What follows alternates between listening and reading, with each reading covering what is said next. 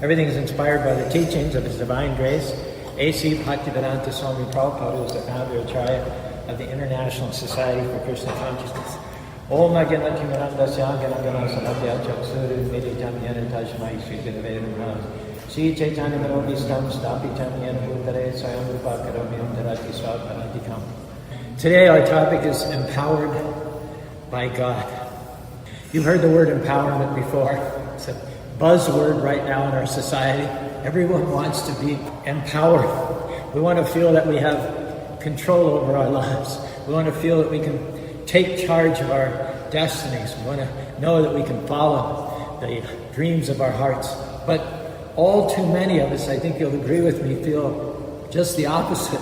We feel unempowered. Some of us say we're held back by a lack of initiative, others by a deprived upbringing or environment, others by barriers in our society. And yet, in spite of all of that, we have to admit that there's a deep hunger to believe that we can pull ourselves up out of the muck and the mire of what's a disappointing and dismal situation.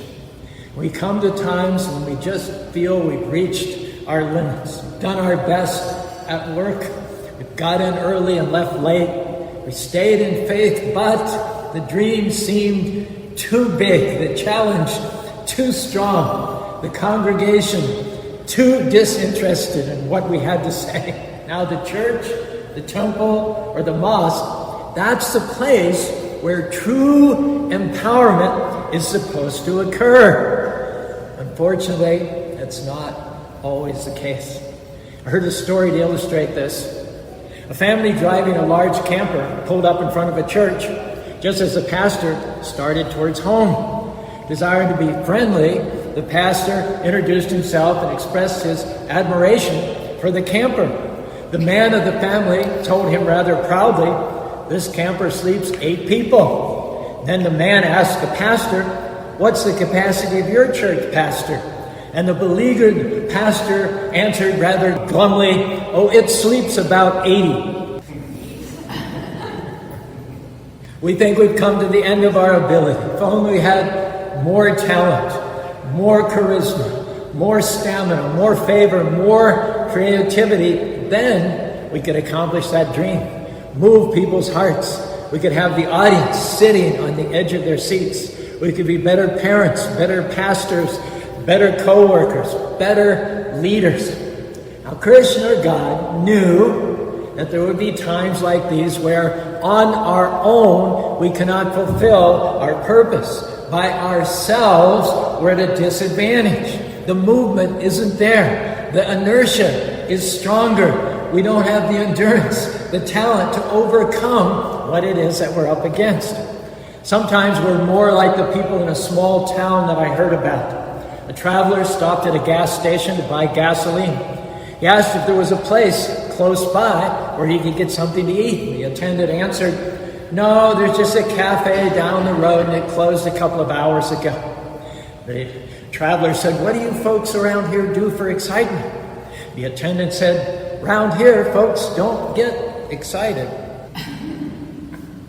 Now, on the other hand, Prabhupada says, if one is empowered by the Supreme Personality of Godhead to do something, the core of his heart becomes a generating power plant, and thus he becomes so extraordinarily powerful that not only his enemies, but people in general are astonished to observe his activities. Because he's unstoppable, even his enemies are simply struck with wonder. Now, who can get this level of empowerment? Can I tell you, anyone? You?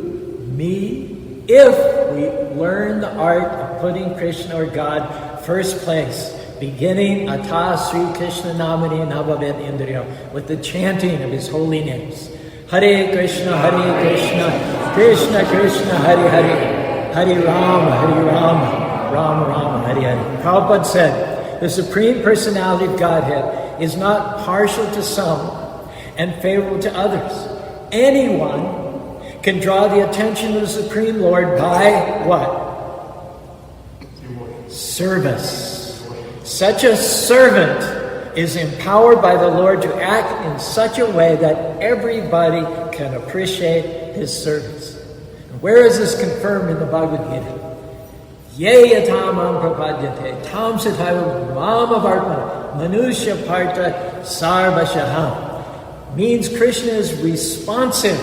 If one tries to render his best service to the Lord, then the Lord gives him the power to do so. You may feel like you're at a disadvantage. Krishna is saying to you tonight, don't worry, putting me first place, I can supercharge your life. I can give you strength that you've never had before, ability that you've never seen, favor that will catapult you ahead.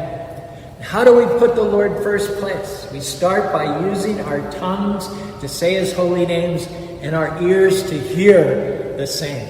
Hare Krishna, Krishna Krishna, Hare Hare, Hare Ram, Ram Ram, Hare Hare. Prabhupada got his orders to serve from his spiritual master, Bhaktisiddhanta Saraswati, in 1926, at their very first meeting.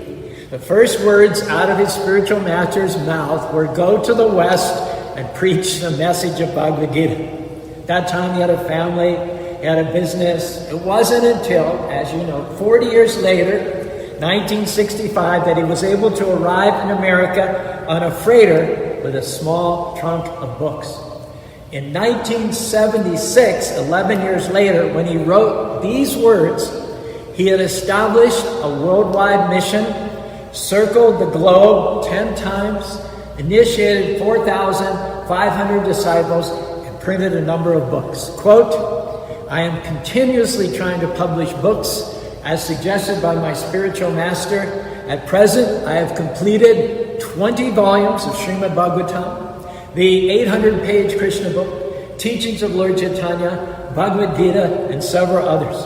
He continues, still the 8th canto, 9th canto, 10th canto, 11th canto, and 12th canto of Srimad Bhagavatam are yet to be published. On this occasion, therefore, I am praying to my spiritual master to give me the empowerment to finish this service. I am neither a great scholar nor a great devotee. I am simply a humble servant of my Lord Sri Krishna, and to the best of my ability, I'm trying to please him by publishing these books. Krishna, or God consciousness, is about empowerment. An elderly Indian gentleman with no money, no connections, and no means became so empowered by service that he single-handedly started a spiritual revolution that in 2021 now has 820 centers worldwide. He's published 100 of his books. 750 million of them have been distributed in 87 languages today. Would you agree with me? That's quite an accomplishment. It may well be the single greatest act of empowerment in recent history. How did he do it? The answer by now should be quite obvious to you. He opened himself up to the Lord of the heart. That's always the first step in any momentous victory, to place ourselves in God's hands. If we study Prabhupada's example and pattern our lives after his, we will become empowered too. Again, Bhagavad Gita, 10th chapter, 10th verse. Tesham satya yuktanam bhajatam priti purvikam dadami buddhi yenamam upayantite. To those, Krishna says, who are constantly devoted and worship me with love, I give the understanding by which they can come to me. When Krishna, or God Almighty, creator of millions and millions of universes, breathes on your life, you will accomplish things that seem impossible. You'll outlast opposition that should have overwhelmed you. You'll discover talent and ability that you didn't even know that you had. Therefore, instead of thinking, I can't take this anymore, I'm so tired, these obstacles are so big, turn it around. Krishna, thank you for supercharging my life. Thank you for supernatural favor, supernatural strength, supernatural ability. It says in the Chaitanya Charitamrita, Adi Leela, Krishna Shakti Vina Nahi Tare Pravartana. Unless empowered with the mercy of the Lord, one cannot preach the glories of the Lord's name, fame, qualities, form, entourage, and so on. I was in Australia in 1970 when I met my first Hare Krishna devotee. His name was Upendra. Every Sunday, I used to accompany him with some other devotees to a corner of the local Sydney park there called the Domain. This corner was called Speaker's Corner. There'd be a crowd of several hundred people broken up into groups surrounding 20 or 30 speakers. Each speaker brought along a little step ladder to climb up so he could stand higher while he harangued their audiences. The audiences themselves were full of people who are really good at making fun of and heckling the speakers. Most of the speakers would give back as good as they got. I was in awe of Upendra, who faced the firing line every week, let scathing insults roll off of his back, and in spite of disruptions, managed to make a connection with a good portion of the people most of the time. I remember standing on ground level, looking at him up on the ladder, thinking, I could never do what he's doing. I'm kind of quiet, especially in groups, quite shy. That time I'd only spoken in public once or twice before in my whole life. After just a few weeks, Upendra announced that he was going to Fiji to start a new temple there. And I assumed that the Speaker's Corner program would be canceled. But he casually mentioned that he was counting on me to continue it. I thought, Lord Almighty, what have I gotten myself into? I'm going to be roasted alive. I'll never be able to think of what to say. It'll be a massacre. I'll disgrace my spiritual master and Lord Krishna.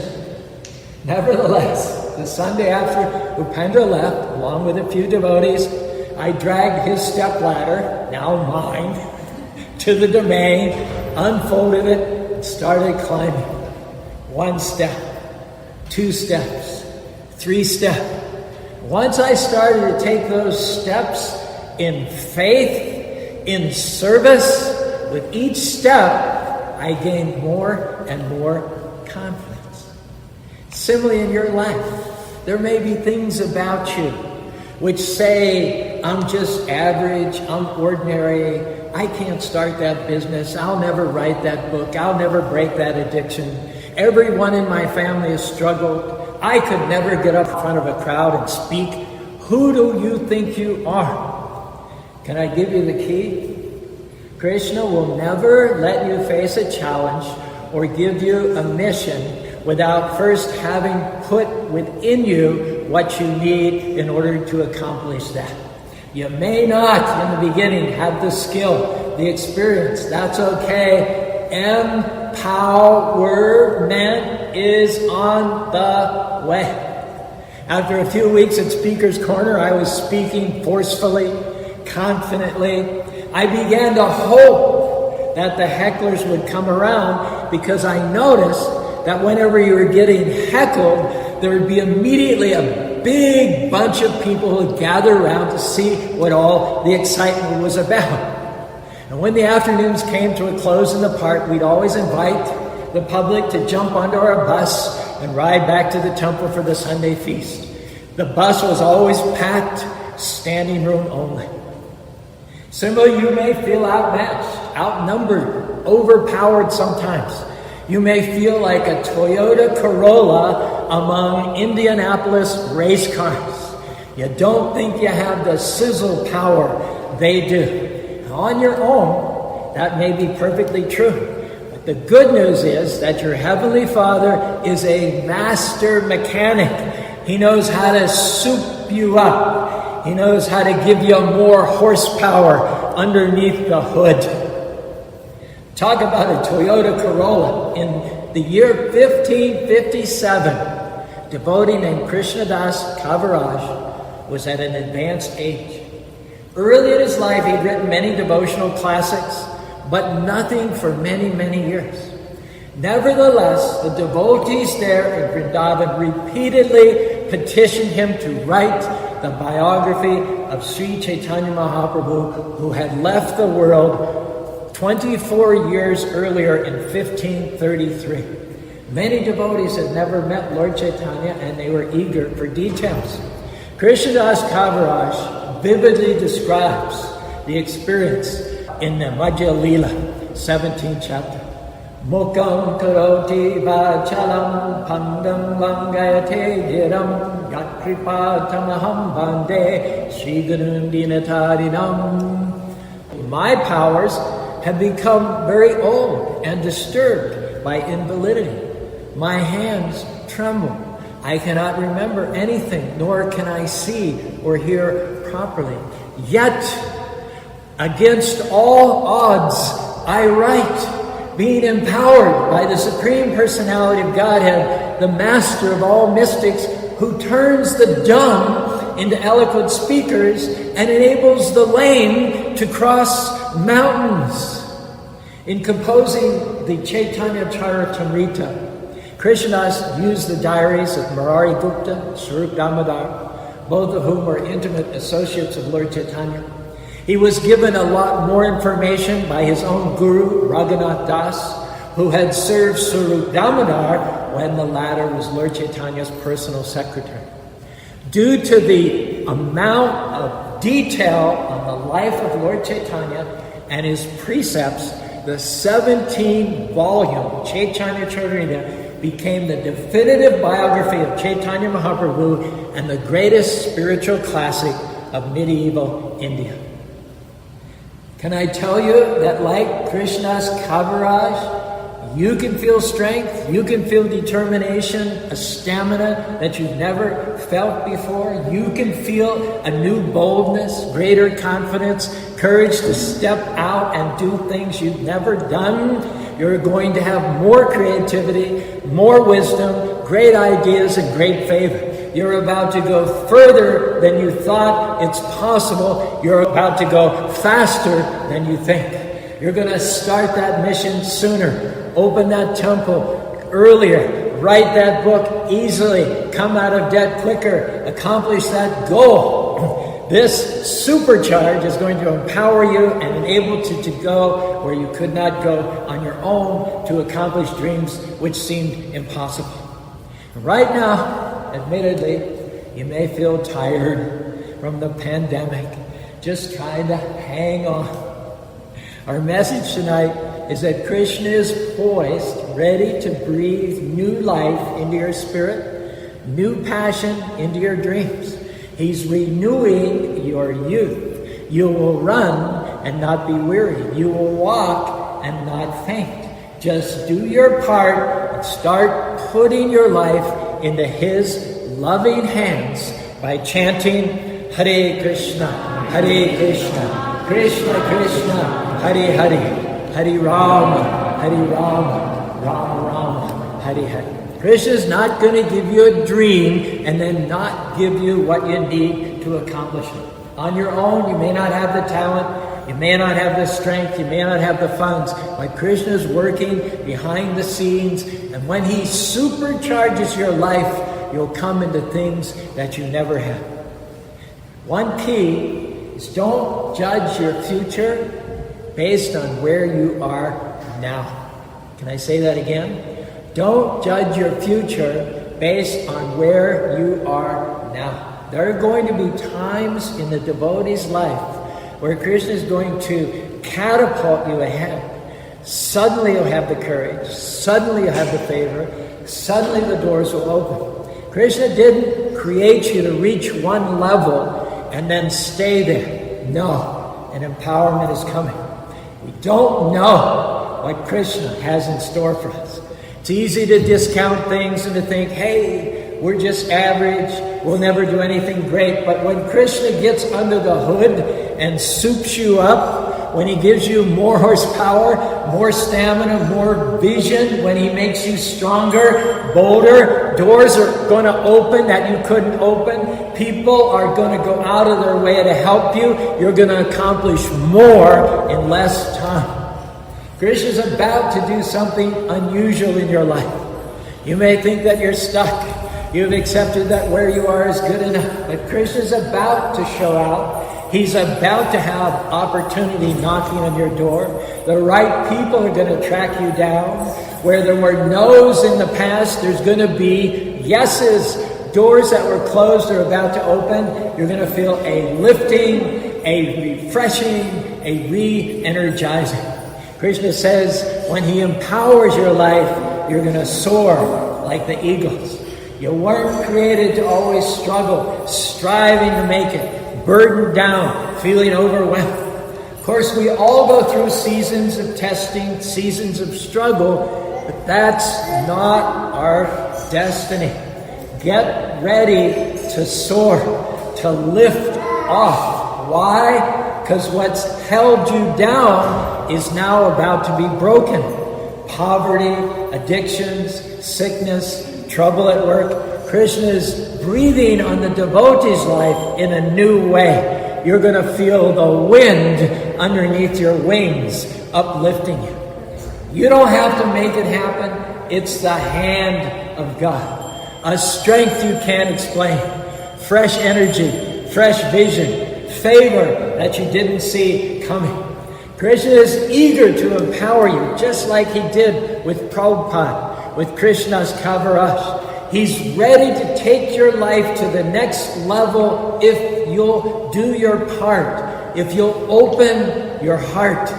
Hare Krishna, Krishna Krishna, Hare Hare, Hare Rama, Rama Rama, Hare Hare. Something good is coming, unexpected. The reason it's taking longer is because it's going to be better than you thought. Going to be more rewarding. When you see what Krishna is up to, it's going to breathe new life into your spirit. New passion for what's out ahead in front of you. You're going to feel supercharged, stronger, with greater vision. Empowerment means, by definition, you're going to have more horsepower, more influence, more resources. You have not seen your best days. You have not accomplished your greatest dreams. You've not run your best race. Maybe you've done well. Quite possibly and probably Krishna's been good to you. But Krishna doesn't just take you to one level and say, that's good enough, just hang out there. He's about to supercharge your life.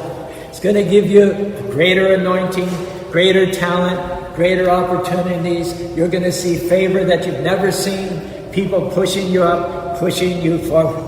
It's not by our power, but by the hand of God. He's about to soup you up. Make things happen that you couldn't make happen. Bring things out of you that you didn't know were in there. Empowerment means a new level of strength, a new level of stamina, a new level of endurance. What used to bother you, it's not going to bother you anymore. What used to be too much, overwhelming, is going to be easy now to overcome. What used to be intimidating, fearful, is not going to be fearful anymore. There's going to be a boldness, a confidence, a courage to step up to who you were created to be. Now, I'm not looking at ordinary people. I'm looking at supercharged people. On the outside, you may look average, but under that hood, the creator of the universe, the master mechanic, has gone to work. Our mind may tell us all the reasons why it's not going to happen, how you're stuck, you've reached your limits, you can't take that promotion, you're not qualified, you'll never come out of debt, you come from the wrong family. Hey, do yourself a favor, zip all that up and get into agreement with God. Krishna, I believe what you promised. You are empowering my life. Thank you that you are causing me to soar like the eagles, taking me to heights I've never been.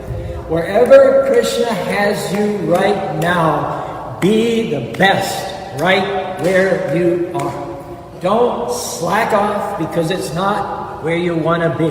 Don't cut corners, waste time, show up late. If you're faithful where you are, Krishna's going to trust you with more. That's a test. Will you be your best even though what you're doing seems less than what's in you? Will you keep a good attitude even though it feels insignificant?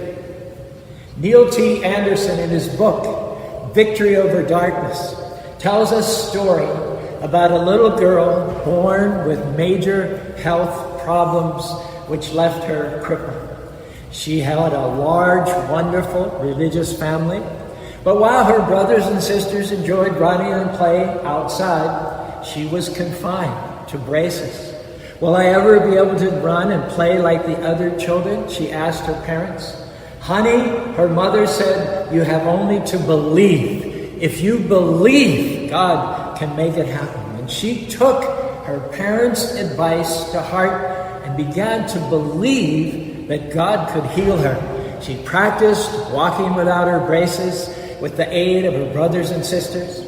On her 12th birthday, she surprised her parents by removing her braces and walking around the doctor's office unassisted. She never wore braces again. Her next goal was to run track. The high school coach only agreed to let her join the team as a means of getting her older sister on the team. She was given an outdated uniform, but she was allowed to work out with the other athletes. One day she approached the coach and promised him that he would give her an extra 10 minutes of coaching each day. She would give him a world-class athlete. He laughed, but saw at the same time she was serious, so he half-heartedly agreed. Well, before long, her determination and hard work paid off. She was one of the team's best runners. At the age of 16, she was one of the best young runners in the country. She went to the Olympics in Australia and won a bronze medal for anchoring the 400-meter relay team. 4 years later in Rome, she won the 100-meter dash, the 200-meter dash, and anchored the winning 400-meter relay team, all three in world record times.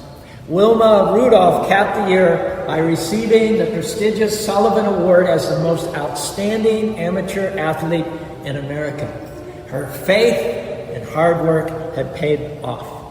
Now, in a sense, this is what Krishna or God consciousness is all about. People opening themselves up to God's Spirit, and God's Spirit, Tesham Satata Yuktanam Bhajatam Priti Purvakam, empowering them to do things that they would have never dreamed possible. That's what this temple is meant for. It's to preach faith, to build you up and to remind you that all things are possible for those who believe. Hare Krishna, Krishna Krishna, Hare Hare, Hare Rama, Rama Rama, Hare Hare. Krishna didn't create you to always be in the background. It's good to help others shine, but Krishna wants you to shine. He wants your faithfulness, your taking care of your children, being your best at work, helping your friend in need, doing the right thing when no one is looking, when no one is saying thanks. You just keep being faithful, and I'll tell you that your time is coming. Krishna's going to take you from the background to the foreground. It's going to happen suddenly. You're not going to see it coming. Instead of working in the department, you're going to be running the department. Instead of teaching at that school, you're going to be in charge at that school. Instead of serving that boss, you're going to own that company. Instead of attending that church, you're going to be preaching in that church. There's something about a faithful person that gets God's attention.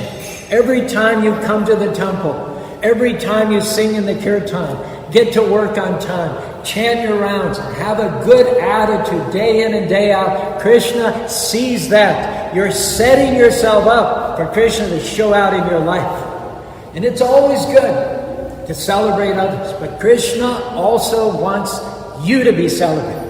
You may think you've reached your limits.